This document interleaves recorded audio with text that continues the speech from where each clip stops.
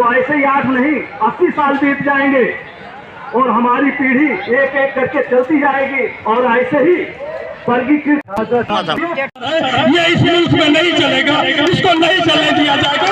हम अपना हक लेकर के रहेंगे, चाहे अपनी जान की आहुति देनी पड़े। योगी जी आप सुन लीजिए, हम अपना हक लेकर के रहेंगे। ये हमारे मुल्क का संविधान लेके रखा है।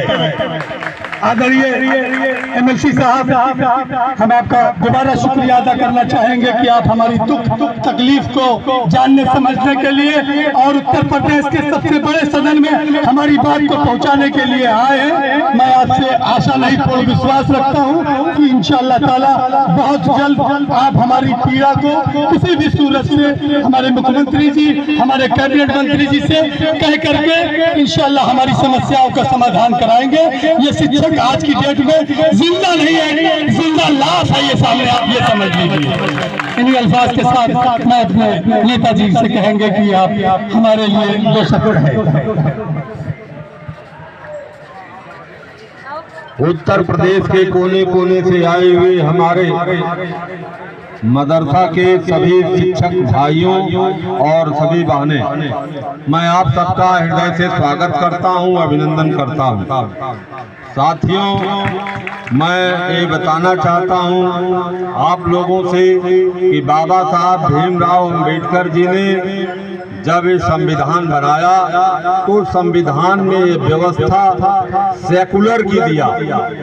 कहा यह संविधान धर्मनिरपेक्ष है, इसमें सभी धर्मों को मानने की सबको स्वतंत्रता है, जिसका इन्होंने अमेंडमेंट करके पंथ निरपेक्ष किया। तो पंथ निरपेक्ष का मतलब कि यह हिंदू राष्ट्र को माना नहीं जाएगा। यह तो जो है पंथ निरपेक्ष है, इसमें हिंदू, मुस्लिम, सिख, ईसाई सारे लोगों ने मिल करके अपना खून, अपना बलिदान दे करके इस देश को स्वतंत्र कराया।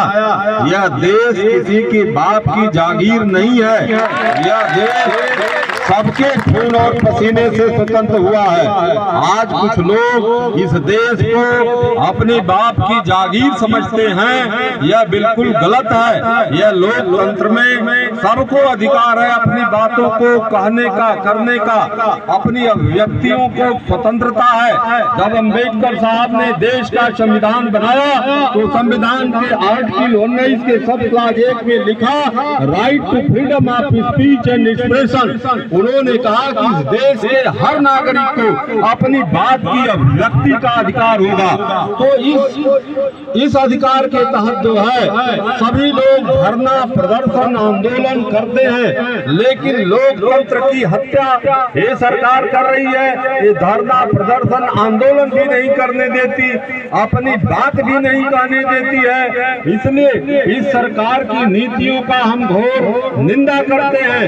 और जब से ये सरकार केंद्र में बनी, मदरसा के आधुनिक शिक्षकों की जब नियुक्ति हुई थी तो इसी सवालों को लेकर के हुई थी कि इसमें केवल मजहबी शिक्षाएं होती हैं। अब इसमें मजहबी शिक्षा के अलावा हिंदी, संस्कृत, तो बाकी चीज एक चीज बताइए कि किसके बारे में हम नहीं जान सकते हैं कि कौन क्या करना चाहता है। साथियों, इसमें घबराने की जरूरत नहीं है। शिक्षा मित्र के जो संघ के भैया या बहनें जो आए हैं, इन लोगों से सीख लेने की जरूरत है। इनसे सीख लेने की जरूरत है कि अपने भी आए हैं, अपने परिवार के एक मेंबर को भी लेके आए हैं, अपने बच्चों को लेके आए हैं। और देख लीजिए आज इको गार्डन का मैदान जगमग हो चुका है, चाहे वो किसी भी जाति, धर्म या समाज के हैं, लेकिन वो हमारे भाई हैं, शिक्षा मित्र है, वो शिक्षक है। तो मैं उनकी समर्थन करता हूं कि वो उनको भगवान या सरकार दिवस होकर मानदेय जारी करेगी। मैं इतना जरूर कहूंगा आपसे कि घबराने की जरूरत नहीं है, आपको एक होने की जरूरत है। लड़ाई सिकंदर बाबा लड़े, उनका सहयोग करिए। लड़ाई एजाज अहमद लड़े, उनका सहयोग करिए। लड़ाई समुल्लाह खान लड़े, उनका सहयोग करिए। लड़ाई अजमुल्ला फरीदी लड़े, उनका सहयोग करिए। लड़ाई पंकज मिश्रा लड़े, उनकी सहयोग करिए। शिक्षक बटिए मत, नहीं तो हमको और आपको लोग बांट के और जिस तरह मटर और चारा चारों तरफ छीट दिया जाता है, बिखर जाता है, वही हमारा और आपका होगा। और आप ये सोच रहे हैं कि हम बहुत सही है, हम उनके साथ हैं तो बहुत मजबूत है, हम फला के साथ हैं तो मजबूत है, ऐसा कुछ नहीं दोस्तों। जब तक हम एक झंडे, एक बैनर, एक प्लेस पर एक साथ इकट्ठा नहीं होंगे तब तक हम कमजोर हैं, चाहे शक्ति आप कितना भी लगा लीजिए। मैं फिर आपसे आग्रह कर रहा हूं कि आपके अंदर वो जज्बा है, आपके अंदर वो हिम्मत है कि आपका एक एक सिपाही, मदरसा आधुनिक शिक्षकों का एक एक सिपाही सरकार को एक ना एक दिन विवश कर देगा, एक ना एक दिन मजबूर कर देगा। उससे नहीं होगा तो आज से आप ठान लीजिए कि आने वाले विधानसभा चुनाव में सरकार को ईंट का जवाब पत्थर से देने का काम। बहुत अच्छे, बहुत सरकार क्या कर लेगी मैं नहीं समझ पा रहा हूँ। आपके अंदर हौसला हिम्मत नहीं है, क्या करेगी सरकार? ले आकर गोली मार देगी। अगर मरना ही है तो एक ना एक दिन तो मरना ही है यार, डरने की क्या बात है? ऐसा तो नहीं है कि हम यहाँ मर जाएंगे तो चले जाएंगे नरक में, और वहां मरेंगे तो स्वर्ग में जाएंगे। कहीं मरेंगे तो वही हाल होगा जो यहाँ होगा, या कुशीनगर में हो, या महाराजगंज में हो, या बदायूं में हो, या जौनपुर में हो, या श्रावस्ती में हो। मैं इतना जरूर कहूंगा, आने वाले विधानसभा चुनाव में सरकार अगर नहीं मानती है तो 25,000 मदरसा आधुनिक शिक्षकों से मैं निवेदन और आग्रह कर रहा हूं कि सरकार से ईंट का जवाब पत्थर से देने का काम किया जाएगा। साथियों, उससे भी अगर नहीं होता है तो आने वाले विधानसभा चुनाव में मैं तथा तमाम शिक्षक साथी, जो भी शिक्षक है, प्रबंधक है, चाहे जो भी अध्यापक है, वो आने वाले विधानसभा चुनाव से पहले आज एक सांकेतिक धरना के माध्यम से सरकार से मैं आह्वान करता हूं कि अति शीघ्र ही 8 साल से बकाया मानदेय जो ये बेचारे भुखमरी के कगार पर शिक्षक आज बेहोश हो चुके हैं, उनका तत्काल मानदेय जारी किया जाए। अन्यथा आने वाले विधानसभा चुनाव के पहले यह शिक्षक अपने परिवार के साथ, अपने बीवी बच्चों के साथ विधानसभा चुनाव के सामने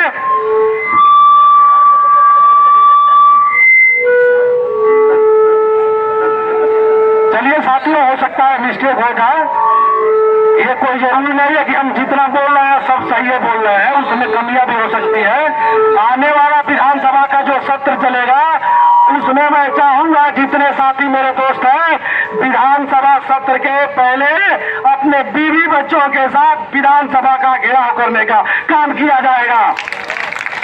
मैं इस मंच के माध्यम से सभी शिक्षकों से आग्रह कर रहा हूं कि आने वाले विधानसभा सत्र से पहले अगर सरकार हमारी मांगे नहीं मानती है तो हम अपने बीवी बच्चों के साथ, अपने माँ बाप के साथ अब स्वयं विधानसभा के सामने भूख हड़ताल पे बैठेंगे और अपने इस झंडे के माध्यम से सरकार को बताने का काम करेंगे कि हमारा मानदेय जो बकाया है उसको अति शीघ्र ही जारी किया जाए। साथियों, फिर मैं आपसे यह कह रहा हूं कि बहुत सोचने और समझने की जरूरत नहीं है। अपने अंदर यह सोचने की जरूरत नहीं है कि हम उस धरने में गए थे, अब इस धरने में नहीं जाएंगे, हम उनके साथ हैं, इनके साथ जाए, इनके साथ नहीं जाएंगे। साथियों, ये सब सोचने की जरूरत नहीं है। मैंने आपसे कहा है कि साथियों, जो भी शिक्षक हित की लड़ाई लड़ेगा, जो भी शिक्षकों की बात करेगा, जो भी मजलूम गरीब शिक्षकों की मानदेय जारी कराने की बात करेगा, 25,000 मदरसा शिक्षक उसके साथ कंधा में कंधा मिला के चलने का काम करेंगे। और मैं आपसे पूरा यह कह रहा हूं कि आप बटिया मत, चाहे कोई भी हो, जो भी आपकी लड़ाई इको गार्डन में लड़े, लखनऊ में लड़े, दिल्ली में लड़े, उसके साथ आप कंधा से कंधा मिलाइए, उसके साथ उसका हौसला बढ़ाइए।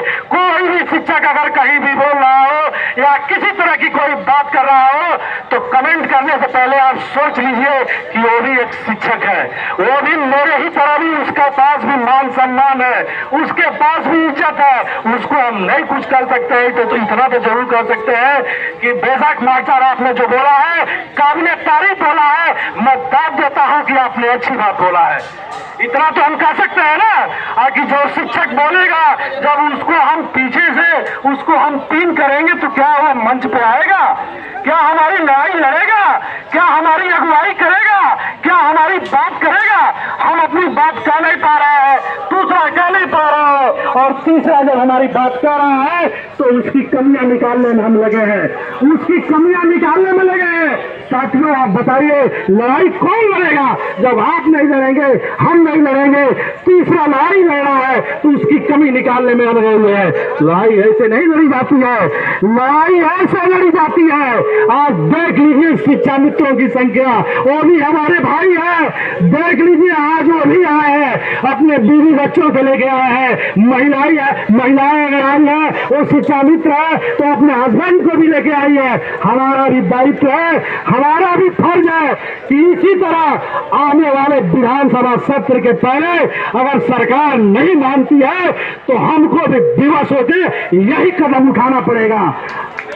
और जब हम यह कदम उठाएंगे एक ना एक दिन वह दिन भी आएगा कि जैसे पहले हमको मानदेय मिलता था, भारत सरकार वाला भी और राज्य सरकार वाला भी इनको देने पे मजबूर होना पड़ेगा।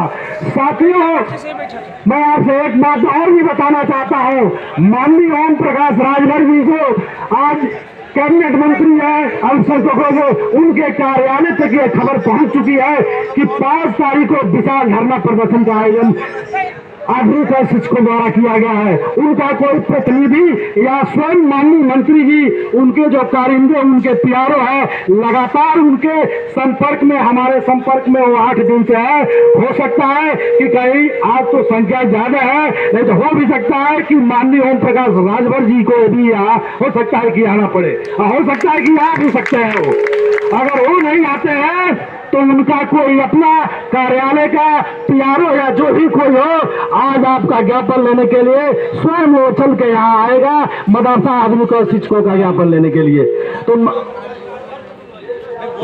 प्रयास तो है मित्र, प्रयास तो है। 8 दिन से मैं बता रहा हूँ कि 8 दिन से हमारी वार्ता चल रही है। माननीय मंत्री जी इस समय उनका जो कमेटी है अपने पार्टी का उन्होंने भंग कर दिया है और वो अपने कमेटी के मेंबरों का जगह जगह पश्चिमी उत्तर प्रदेश, पूर्वांचल या तमाम जगह अपने कमेटी के मेंबरों को खड़ा कर रहे हैं। संयोग से आज वो लखनऊ में ही है और उनसे हम लोग की वार्ता चल रही है लगातार 8 दिन से। उनके जो पीआरओ है उनसे भी हमारी वार्ता कल 10 बजे तक हुई है, आज सुबह 10 बजे तक भी हुई है। उन्होंने कहा है कि माननीय मंत्री जी तक ये बात पहुंच गई है। हो सकता है कि माननीय मंत्री जी स्वयं चल के आप लोगों का ज्ञापन लेने के लिए आए। अगर वो नहीं आते हैं तो कार्यालय का कोई ना कोई ओम प्रकाश राजभर बन के आप लोगों का ज्ञापन लेने के लिए आप लोगों के पास स्वयं पहुंचेगा। साथियों मैं यही कहूंगा, आप एकजुट रहिए, आप हिम्मत मत हारिए। आप यह मत समझिए कि मुझको 1500 रुपया की व्यवस्था नहीं हो रही है। कोई ऐसा शिक्षक नहीं है जो हफ्ते में 2000, 2000 और 1500 रुपया खर्च न कर देता हो। कितना वो निष्कसी है, कितना वो फाका कसी चल रही है, फिर भी वो परेशान है लेकिन खर्च कर रहा है। लेकिन मैं दाद देता हूँ शिक्षकों मित्रों, जो आपके इतनी मुफलिसी की हाल में, इतनी तंगी हाल में आप अपने घरों को छोड़ के आप अपने बीवी अध्यापक नहीं सही है, अध्यापक तो वही है ना, है? शिक्षा वही अध्यापक दे रहे हैं। जिस दिन मानदेय देने की बात होता, वेतन देने की बात होता है तब हमारी योग्यता कैटेगरी सब वर्गीकृत किया जाता है। लेकिन जब हम विद्यालय में जाते हैं उसी क्लास में वो भी अध्यापक जाता है, उसी क्लास में हम भी जाते हैं, तब तो कोई वर्गीकृत नहीं किया जाता। कोई बीएसए आता है, डीएमओ आता है, अटेंडेंस सभी को देखता है। 5 मिनट आप भी लेट होंगे अब्सेंट होंगे, 5 मिनट वो भी अध्यापक जो 85,000 1 लाख पा रहा वो भी लेट होगा तो अब्सेंट होगा। लेकिन बड़े दुख की बात यह है जो नीतियां बनाए हुए हैं उस नीतियों पर भी सरकार कायम नहीं रहती। क्या हम लोग स्वयं मानदेय कर्मी बने हैं? सरकार ने बनाया हम लोगों को। आज क्या है, वही सरकार